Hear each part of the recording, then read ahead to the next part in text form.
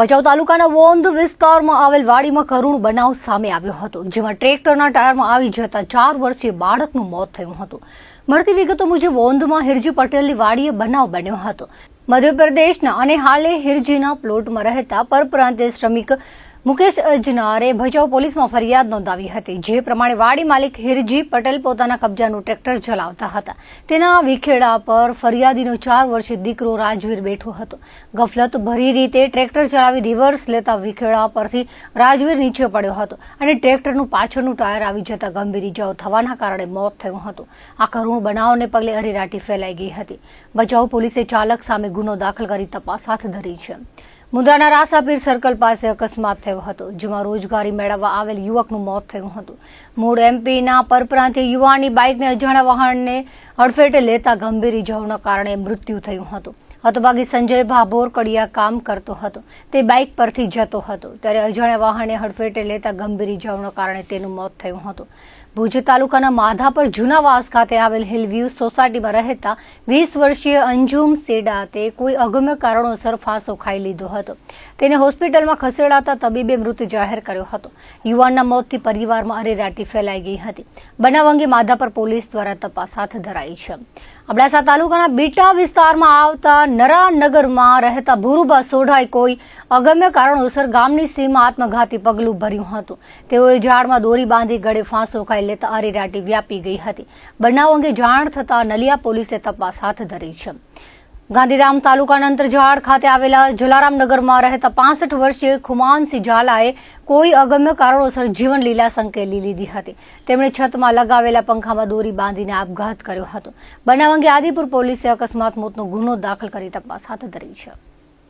2 મહિના પૂર્વે અંજાર તાલુકાના અજાપર ગામની સીમમાં એક પરિણીતાએ આપઘાત કરી લીધો હોવાનો બનાવ બન્યો હતો, જેમાં પરિણીતાની માતાએ વેસ્ટ બંગાળના રાયગંજ પોલીસ મથકે સાસરિયાઓ સામે હત્યાની ફરિયાદ નોંધાવી હતી. આ ફરિયાદ 0 નંબરથી અંજાર પોલીસ મથકમાં ટ્રાન્સફર કરવામાં આવી હતી. આ બનાવ અંગે અંજાર પોલીસમાંથી મળતી માહિતી મુજબ તાલુકાના અજાપર ગામની સીમમાં ગ્રેટર ડોર કંપનીમાં લેબર કોલોનીમાં રહેતા મૂળ બડોલ દિનાજપુર રાયગંજના સાગર જગન્નાથ બર્મન, જોય જગન્નાથ બર્મન અને ગીતા જગન્નાથ બર્મન સામે બેસી ભોજન લઈ રહ્યા હતા. ત્યારે સાગરની પત્ની અંતરા સાથે જમવા બાબતે બોલાચાલી થઈ હતી, જેથી તેને મનમાં લાગી આવતા તેણે ફાંસો ખાઈ આપઘાત કર્યો હતો. બનાવ બાદ મૃતકની માતા ભૂમિકા શંભુએ પશ્ચિમ બંગાળના રાયગંજ પોલીસમાં અંતરાના સાસરિયા પક્ષ દ્વારા આપવામાં આવેલા ત્રાસના કારણે બનાવ બન્યો હોવાની હકીકત જણાવી હતી, જેથી 0 નંબરથી ફરિયાદ ટ્રાન્સફર થઈ બનાવ અંગે અંજાર ડીવાયએસપીએ તપાસ હાથ ધરી છે. ઈડીએ શુક્રવારે દેશના ઘણા શહેરોમાં axis mutual fund front running કૌભાંડમાં મોટા દરોડા પાડ્યા હતા. આ દરોડા દિલ્હી, ગુરુગ્રામ, કોલકાતા, લુધિયાણા, અમદાવાદ, ભાવનગર અને ભુજમાં પાડવામાં આવ્યા હતા. ડિસેમ્બર 2024માં નોંધાયેલી મુંબઈ પોલીસની એફઆઈઆર બાદ ઈડીએ તપાસ શરૂ કરી હતી. એફઆઈઆરમાં આરોપ મૂકવામાં આવ્યો છે કે એક્સિસ મ્યુચ્યુઅલ ફંડમાં તે સમયે ફંડ મેનેજર રહેલા વિરેશ જોશીએ ગુપ્ત ટ્રેડિંગ માહિતીનો દુરુપયોગ કર્યો હતો અને ફ્રન્ટ રનિંગ ટ્રેડિંગ કર્યું હતું. આના દ્વારા તેમણે અને કેટલાક અન્ય લોકોએ કરોડો રૂપિયાનો દુરુપયોગ કર્યો હતો. ફ્રન્ટ રનિંગ એક પદ્ધતિ છે જેમાં વેપારીઓ અથવા બ્રોકર્સ મોટી કંપનીના ટ્રેડિંગ પહેલા પોતાના માટે ખરીદી અને વેચાણ કરે છે. તેઓ જાણે છે કે કંપની કયો સ્ટોક ખરીદશે અથવા વેચશે અને આ માહિતીનો ઉપયોગ તેઓ અગાઉથી લાભ લે છે. આ પદ્ધતિ સંપૂર્ણપણે ગેરકાયદેસર છે અને અન્ય રોકાણકારોને નુકસાન પહોંચાડે છે. ઈડીના જણાવ્યા અનુસાર આરોપી વિરેશ જોશીએ દુબઈમાં બેઠેલા વ્યક્તિની મદદથી કેટલાક નકલી ખાતાઓ દ્વારા વેપાર કરાવ્યો હતો. અન્ય બ્રોકર્સે પણ એક્સિસ મ્યુચ્યુઅલ ફંડના ટ્રેડિંગ પહેલા માહિતીનો દુરુપયોગ કર્યો હતો અને કરોડોનો નફો કમાયો હતો. અત્યાર સુધીની તપાસમાં જાણવા મળ્યું છે કે આનાથી 200 કરોડ રૂપિયાની વધુની છેતરપિંડી થઈ છે અને આ રકમ વધુ વધી શકે છે. ઈડીની શરૂઆતની તપાસમાં એ પણ ખુલાસો થયો છે કે આ ગેરકાયદેસર નાણાં સેલ કંપનીઓ અને નકલી બેંક ખાતાઓ દ્વારા લોન્ડર કરવામાં આવ્યા હતા. આ ખાતાઓ આરોપીઓ, તેમના સંબંધીઓ અને નજીકના લોકો સાથે જોડાયેલા છે. ઈડી આ તમામ વ્યવહારો અને નાણાંના ટ્રેલ્સની તપાસ કરી રહી છે. આ નેટવર્કમાં કોણ કોણ સામેલ હતું અને કેટલું નાણું લોન્ડર કરવામાં આવ્યું હતું તે શોધવા માટે તમામ ખૂણાઓની તપાસ કરવામાં આવી રહી છે. અંજાર તાલુકાના મોડસર ગામની સરકારી જમીન પર કરવામાં આવેલ ગેરકાયદેસર દબાણો પર તંત્રનું બુલડોઝર ફરી વળ્યું હતું.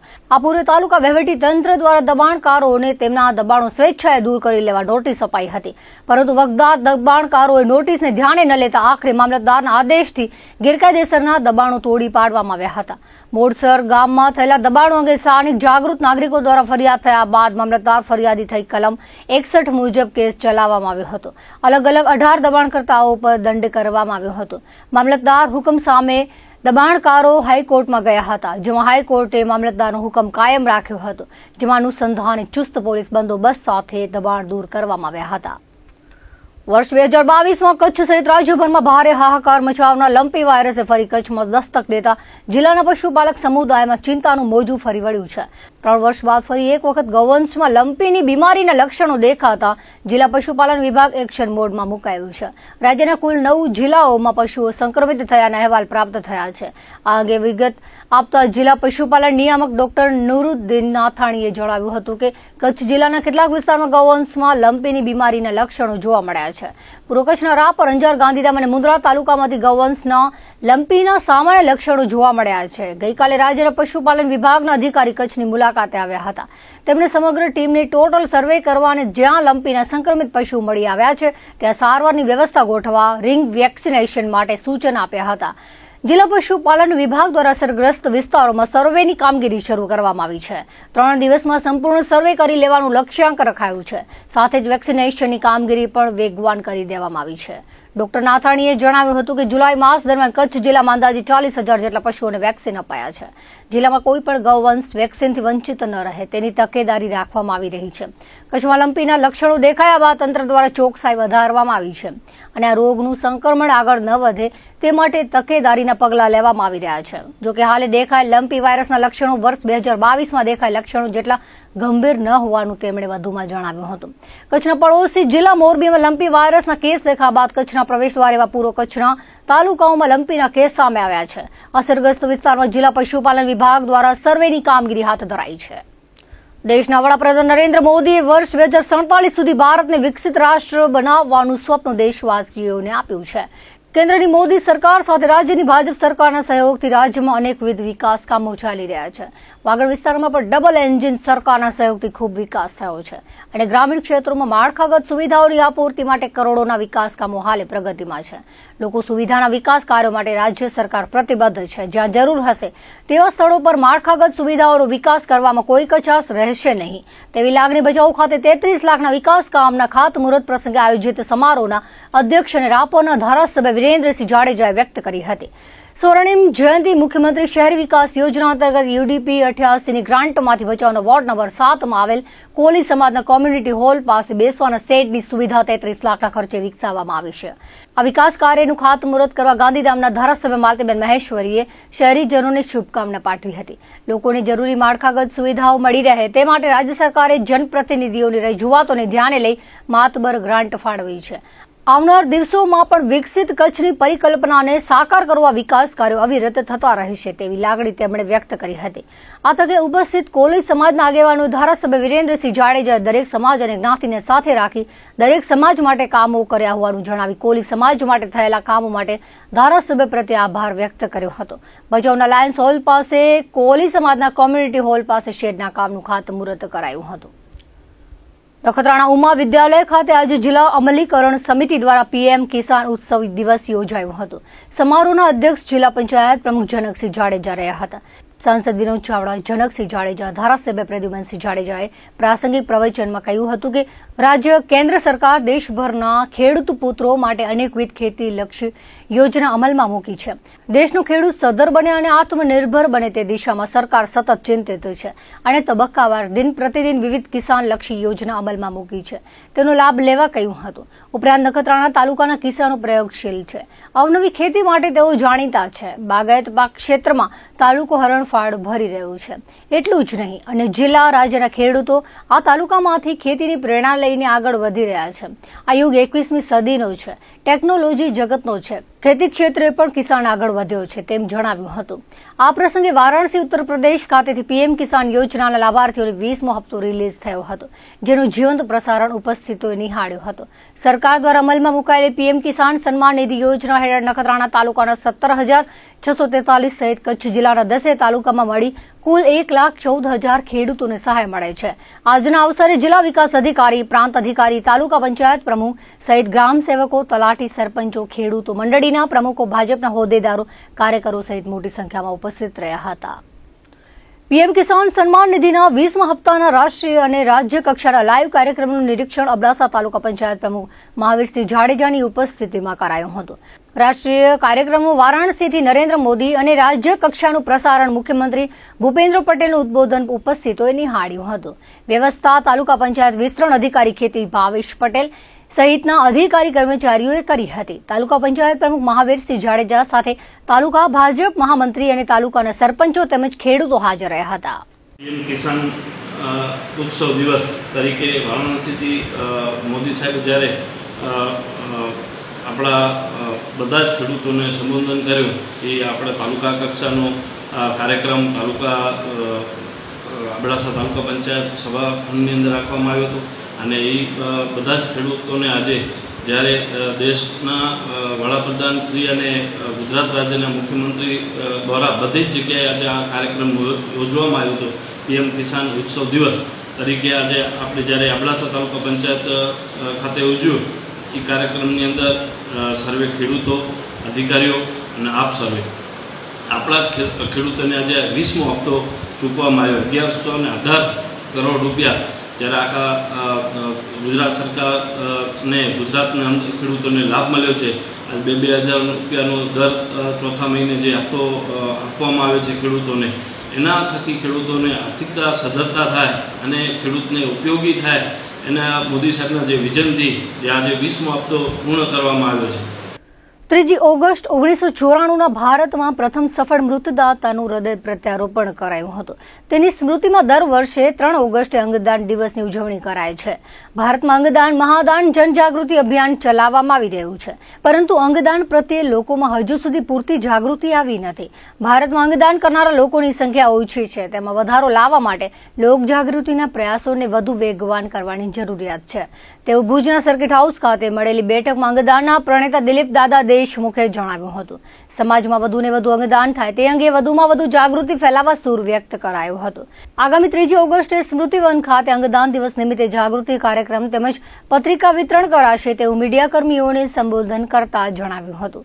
વધુમાં કહ્યું હતું કે તેઓ પોતે આનું જીવંત ઉદાહરણ છે અને અંગ ટ્રાન્સપ્લાન્ટ બાદ 5 વર્ષથી સ્વસ્થ જીવન જીવી રહ્યા છે. તેમણે અંગ ટ્રાન્સપ્લાન્ટના વિકલ્પો સ્વીકારવા પર ભાર મૂક્યો હતો અને સાથે સૌને પોતાના અંગોની રક્ષા કરવા જણાવ્યું હતું. ભારત જીવનદાતા ટ્રાન્સપ્લાન્ટમાં સમગ્ર વિશ્વમાં ટોચનું સ્થાન ધરાવે છે તેમજ મૃતદાતા ટ્રાન્સપ્લાન્ટમાં 68મા ક્રમે છે. દેશમાં કિડનીની 2 લાખની જરૂરિયાત સામે માત્ર 8,000 લોકોને જ મળે છે. 80,000 લીવરની જરૂરિયાત સામે 1,800 લોકોને જ મળે છે. હૃદય અને આંખો જેવા અંગમાં પણ તેવી જ સ્થિતિ છે. કચ્છમાં અંદાજિત 1 લાખ નોંધણીની જરૂરિયાત સામે ફક્ત 995 રજીસ્ટ્રેશન થયા હોવાનું જાણવા મળ્યું છે. ઓનલાઈન સાઇટ પર કોઈ પણ વ્યક્તિ પોતાના નામનું અંગદાન માટે રજીસ્ટર કરાવી શકે છે. દર 10 મિનિટે એક કિડનીનો દર્દી વધી રહ્યો છે. ત્યારે તેમણે સગા સંબંધી પરિવારને વિનંતી કરતા જણાવ્યું હતું કે તેઓ આગળ આવે અને કિડની દાન કરે. સરકારી યોજના હેઠળ સંપૂર્ણ પ્રક્રિયા નિઃશુલ્ક થઈ શકે તેની વ્યવસ્થા વિશે વિગતો આપી હતી. અંગદાન દિવસ નિમિત્તે અંગો સુરક્ષિત રાખવા અને અંગદાન કરવા વિનંતી કરી હતી. 3 તારીખે ભારતીય અંગદાન દિવસ છે. ભારતમાં અંગદાતાઓ અને અંગ મેળવનારની સંખ્યામાં બહુ જ તફાવત છે અને આ તફાવત દૂર કરવો હશે હું એને કહું છું કે જે લોકોને અંગોની પ્રતીક્ષા છે એ એક રીતે મોતની પ્રતીક્ષા કરતા હોય છે.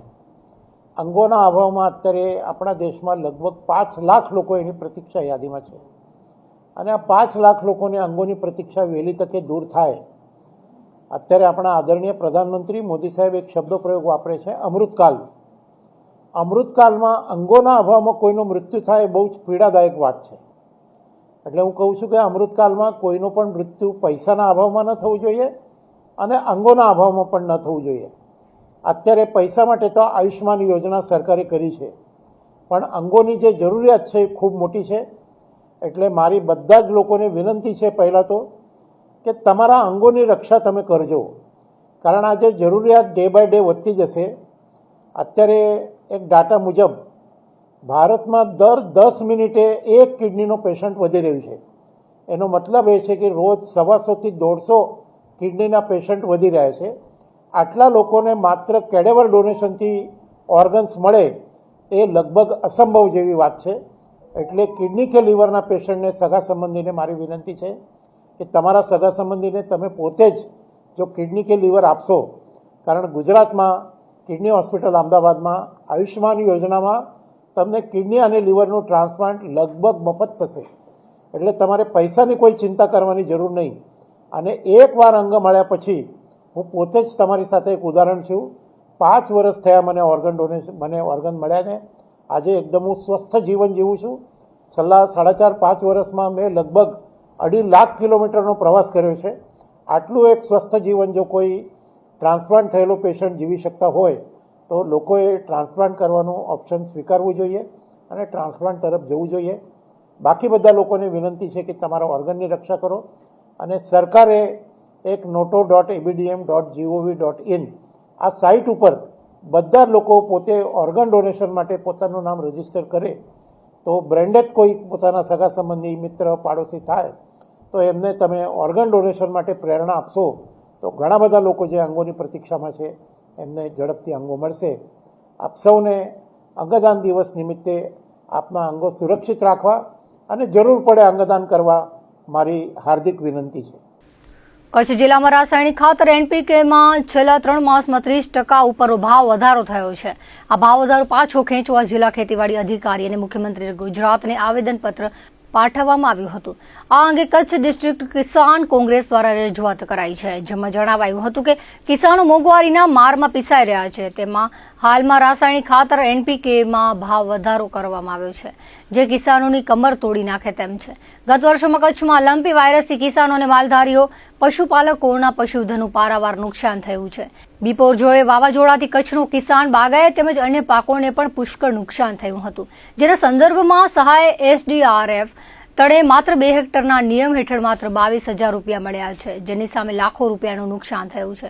એક બાજુ ખાતરની ખેંચ અને બીજી તરફ ભાવ વધારો ખેડૂતોના પેટ ઉપર પાટું મારવા જેવી છે. કચ્છ જિલ્લા કોંગ્રેસ દ્વારા ખાતરનો ભાવ વધારો પરત ખેંચવામાં આવે અને ખાતરનો સ્ટોક પૂરતો મળે તેવી વ્યવસ્થા કરવામાં આવે તેવી માંગ કરાઈ હતી. આ મુદ્દે સરકાર નિર્ણય નહીં લે તો જલદ ગાંધી ચિંધ્યા માર્ગે આંદોલન કરવાની ચીમકી અપાઈ હતી. ખેડૂત જગતનો તાજ છે. કચ્છ જિલ્લાની અંદર ખેડૂતોની કથળતી પરિસ્થિતિ છે. આર્થિક રીતે દેવા તળે ડૂબી ગયેલ ખેડૂત. છેલ્લા વર્ષોની અંદર વાત કરીએ તો બિપોરજોય વાવાઝોડું અને લંપી વાયરસથી પશુધનનું પારાવાર થયેલ નુકસાન અને એ આર્થિક તકલીફ હજી પણ કળ વળી નથી. અને એવામાં અત્યારે આ વર્ષે સારો વરસાદ હોવાના કારણે ખાતરની જે અછત છે એ કુદરતી છે કે કૃત્રિમ છે, સરકાર જાતે કરીને કરે છે કે પછી કોઈ ફેક્ટરીવાળા એ કચ્છનો ખાતરનો જથ્થો અહીંયાથી બારોબાર વેચાય છે, તેની પણ તપાસની જરૂરિયાત છે.